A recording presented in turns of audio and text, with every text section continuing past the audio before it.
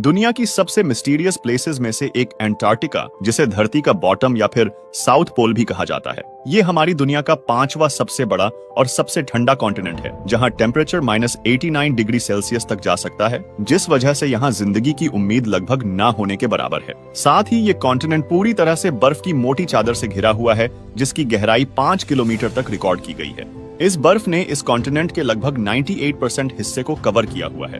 बर्फ का ये कॉन्टिनेंट पूरे 1,42,00,000 स्क्वायर किलोमीटर के एरिया में फैला हुआ है, यानी अंटार्कटिका का साइज अमेरिका से भी 1.5 गुना बड़ा है।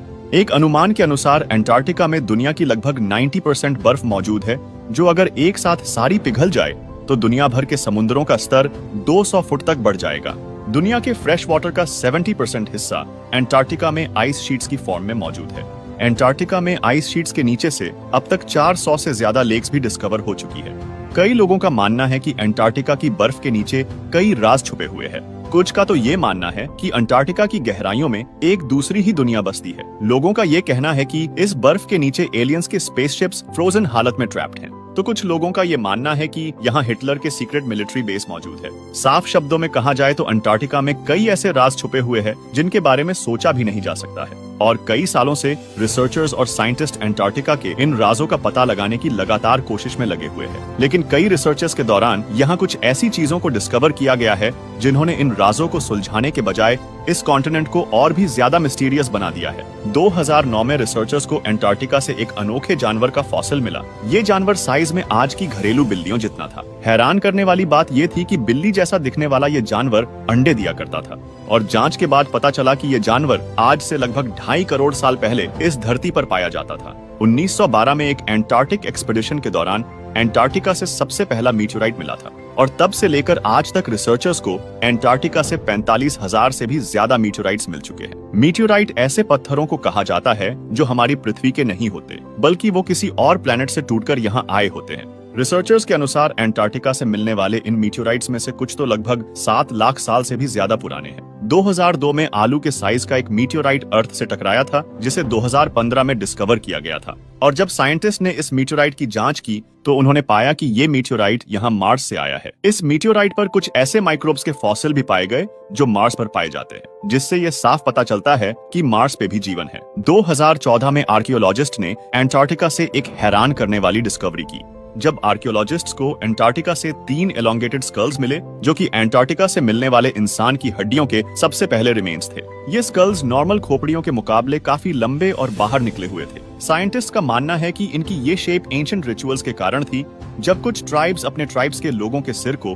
कई तरीकों से लंबा किया करते थे। इस तरह के स्कल्स रिसर्चर्स को इजिप्ट और पेरू से भी मिल चुके हैं, जिससे ये साफ पता चलता है कि आज से हजारों साल पहले अंटार्कटिका में भी लोग रहा करते थे, और उनका कोई ना कोई संबंध एंशिएंट इजिप्ट सिविलाइजेशन से भी जरूर रहा होगा।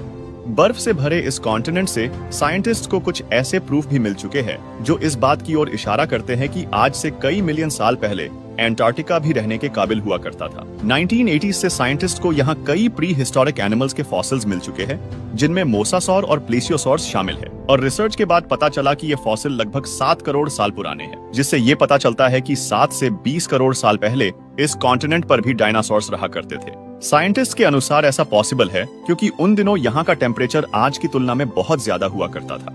साइंटिस्ट अंटार्कटिका से अब तक 400 से भी ज्यादा लेक्स डिस्कवर कर चुके हैं, जो इस बर्फ की मोटी परत के नीचे मौजूद है। लेकिन अंटार्कटिका जहां टेम्परेचर -89 डिग्री सेल्सियस तक जा सकता है, वहां पानी का लिक्विड हालत में होना अपने आप में ही आश्चर्य की बात है। लेकिन इस फिनोमेना के पीछे एक ठोस साइंटिफिक रीजन है। बर्फ की मोटी परत के नीचे ये पानी हाई प्रेशर के कारण लिक्विड की फॉर्म में रहता है, और धरती की कोर द्वारा रेडिएट होने वाली गर्मी भी इन लेक्स के पानी का टेम्परेचर नॉर्मल रखती है। इन लेक्स में से कई लेक्स ऐसी है जो एक्टिव है। इसका मतलब ये है कि हार्श कंडीशन के बावजूद इन लेक्स में जीवन मौजूद है। इन लेक्स में ऐसे इकोसिस्टम बसते हैं जो धरती पर कहीं और नहीं पाए जाते। एग्जाम्पल के लिए 2013 में जब अमेरिकी रिसर्चर्स ने यहाँ मौजूद रॉस ग्लेशियर को 2300 फीट की गहराई तक ड्रिल किया, तो उन्हें यहाँ एक अंडरग्राउंड लेक मिली। इस लेक से पानी का सैंपल लेने पर पता चला कि बर्फ की विशाल परत के नीचे, जहाँ कोई रोशनी भी नहीं पहुँच पाती, वहाँ पर कोल्ड रेजिस्टेंट बैक्टीरिया पाया जाता है। इस बैक्टीरिया के बारे में इससे पहले साइंटिस्ट के पास भी कोई जानकारी नहीं थी।